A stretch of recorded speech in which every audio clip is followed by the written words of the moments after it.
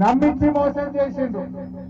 Parliament ఎన్నికలు వచ్చినాయి, ఏమయ్యా ముఖ్యమంత్రి గారు పార్లమెంట్ ఎన్నికలు వచ్చినాయి, రుణమాఫీ ఏమైపోయిందని నేను ఊరూరు వీడియో పెట్టి గట్టిగా అడుగుడు పెట్టినా. అడుగుడు పెడితే ఏమన్నాడు, ఇక జనం నమ్మటట్లేరు, హామీలు అయిపోయినాయి, బాండ్ పేపర్లు అయిపోయినాయి, గ్యారంటీలు అయిపోయినాయి అని దేవుళ్ళ మీద ఒట్టు పెట్టుడు స్టార్ట్ చేసింది. ఇదే భువనగిరికి వచ్చి మన నల్లగొండ జిల్లాకు వచ్చి యాదాద్రి లక్ష్మీనరసింహ స్వామి మీద ఒట్టు పెడుతున్నా. 15 ఆగస్టు నాటికి రైతులందరికీ రుణమాఫీ చేస్తా. అటున్న సూర్యుడు ఇటు మనిషిన ఎవడున్నా ఎవడు లేకపోయినా నేను 12 ఆగస్టుకు ఒక్క రూపాయి లేకుండా రుణమాఫీ చేస్తా అని చెప్పిండా లేదా? ఇప్పుడు ఏమైంది నాయన? రుణమాఫీ అయిందా? ఏ ఊరికి పోయినా 40 పైసలు అయింది, 60 పైసలు ఆగిపోయింది. ఇంకా ఈ అందానికి ఈయన ఖమ్మంలో పోయి చెప్తాడు రుణమాఫీ అయిపోయింది, హరీష్ రావు నువ్వు రాజీనామా చేయి. ఏ ఊరికి వస్తావు రేవంత్ రెడ్డి? దామా ఆవేరు నియోజకవర్గంలో ఏ ఒక్క ఊరికన్నా పోదాం 100% ఆ ఊళ్ళో రుణమాఫీ అయిందో అడుగుదా? నీకు దమ్ముంటుందా? ఆరోగ్యం పోదాం. నీ ఏ ఊరైనా నువ్వే సెలెక్ట్ చేసుకో. ఒక్క ఊళ్ళో మొత్తానికి మొత్తం రుణమాఫీ అయినానే, ఏ ఊరైనా అయినానే. ఇవాళ వాళ్ళ మంత్రులే చెప్తున్నారు, ఎక్కడ పోతే అక్కడ అడ్డుకుంటున్నారు వాళ్ళని.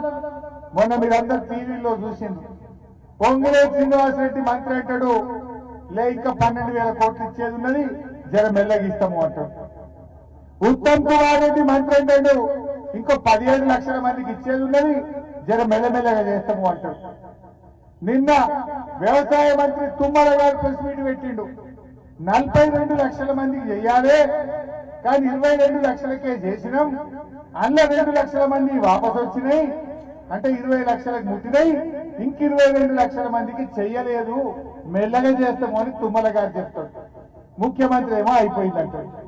ఇక ఉప ముఖ్యమంత్రి అంటాడు మేము వేసినాం కానీ బ్యాంక్ వాళ్ళు ఇస్తలేరు అంటాడు. 7,500 పోయినాయి, ఇంక ఇస్తలేరు బ్యాంక్ వాళ్ళు అంటాడు. ఇలా ఎవరిని నమ్మాలి? ముఖ్యమంత్రి దో మాట, ఉప ముఖ్యమంత్రి దో మాట, మంత్రులది తలో మాట. ఒక్కరికొక్కరికి శుద్ధి లేదు. అబద్ధాలు చెప్పి గోల్మాల్ చేసి రైతుల్ని మోసం చేస్తాం అనుకున్నారు. ఊకుంటుందా బీఆర్ఎస్ పార్టీ? తప్పకుండా పోరాటం. అసెంబ్లీలో కొట్లాడినాం, ఇవాళ ప్రజాక్షేత్రంలో తెలంగాణ మొత్తం రైతుల పక్షాన మనం కొట్లాడుతున్నాం. ఏ ఒక్కటి కూడా రైతులకు ఇచ్చిన హామీ అమలు చేయలేదు. కేసీఆర్ గారు రైతులు నిజంగా రాజు చేయాలనుకున్నాడు. ఏ ఓట్ల కోసం చెప్పలే, ఎలక్షన్లలో మాట ఇవ్వలే, అయినా రైతు బంధు ఇచ్చిందా లేదా? మనం ఎలక్షన్ల ముందు రైతు బంధు ఇస్తామని చెప్పినామా? ఓట్ల కోసం మాట ఇచ్చినామా? ఓట్ల కోసం చెప్పకపోయినా 11 విడతల్లో 72,000 కోట్ల రూపాయలు రైతు బంధు ఇచ్చిండు కేసీఆర్. దాదాపు రైతు బీమా కింద 6,500 కోట్లు ఖర్చు పెట్టి 1,00,000 రైతు కుటుంబాలను కాపాడిండు మన కేసీఆర్. వ్యవసాయం అనేది జీవన విధానం, ఆ వ్యవసాయం బాగుండాలి అని కేసీఆర్ ఆలోచన చేసింది. రైతు బాగుంటే రాజ్యం బాగుంటుంది. అందరికి వ్యవసాయ కూలీలకు పని దొరుకుతుంది, ట్రాక్టర్ డ్రైవర్లకు పని దొరుకుతుంది, వరి కోత మిషన్లకు పని దొరుకుతుంది, రైస్ మిల్లుల్లో పనిచేసే అమాలీలకు పని దొరుకుతుంది, రైతుకు చేతి నిండా పని ఉంటుంది, 4 రూపాయలు ఉంటాయని వ్యవసాయాన్ని కేసీఆర్ బలోపేతం చేసింది. మీ అందరికి తెలుసు, ఇవాళ కేసీఆర్ రాకముందు దొంగరాత్రి కరెంట్ వస్తుండే బాయిల కాడ, అంతకొంత 3-4 గంటల కరెంట్ రాకపోవు, కాలిపోయే మోటార్లు, పేలిపోయే ట్రాన్స్ఫార్మర్లు ఆనాటి కాంగ్రెస్ గవర్నమెంట్. బోర్లలో నీళ్లు ఉండకపోవు, యాసంగి పంట అయితే ఉండకనే పోవు, పచ్చో పెసర్లో మక్కో జొన్న వేస్తే ఆ దేవుళ్ళ పంట వండినట్టు పండపోతే పండనట్టు. అది ఆనాటి కాంగ్రెస్ పాలన.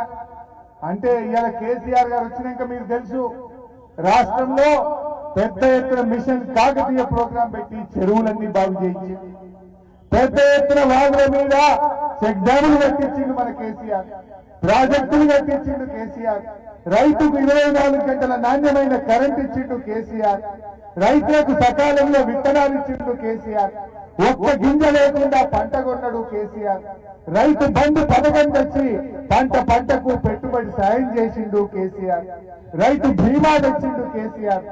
ఇవాళ కాంగ్రెస్ వచ్చింది, ఏమన్నారు అర్రాజ్ పాట లెక్క వాడింది. ఎలక్షన్లలో గెలవాలని అర్రాజ్ పాట వాడి కేసీఆర్ లక్ష మాఫీ చేసిండు, మేము 2 లక్షలు చేస్తామన్నారు. కేసీఆర్ 5,000 రైతు బంధు ఇచ్చిండు, మేము 7,500 ఇస్తాము అన్నారు. ఇవాళ పంటలకు బోనస్ అన్నారు, కానీ ఇవాళ ఏమైంది? బోనస్ మీ మన దగ్గర సన్నరకం వాటి వంట అయినా ఎవరైనా పెట్టుకుంటే 10,000 ఇంటి మందం తిండి గింజలకు పెట్టుకుంటారు, ఇంటి మందం పెట్టుకుంటాం. సన్నాలకు బోనస్ అంటే ఎగబెట్టుడు కాకపోతే ఇచ్చినట్ట అంటే వడ్లకు బోనస్ అని ఎగనామం పెట్టిండు రేవంత్ రెడ్డి. రుణమాఫీ అన్నాడు, ఆర్టీసీ కార్మికులు, సింగరేణి బొగ్గుబాయిలో పనిచేసే కార్మికులు, చిన్న ఉద్యోగులు 4th క్లాస్ ఎంప్లాయీస్ కూడా ఎగబెట్టిండు. పోనీ రైతులకు అందించిందా? పిల్లల చదువుల కోసం ఎవరైనా ఇన్కమ్ ట్యాక్స్ కడితే, రైతు ఎవరైనా ఇల్లుకు లోన్ తెచ్చుకుంటే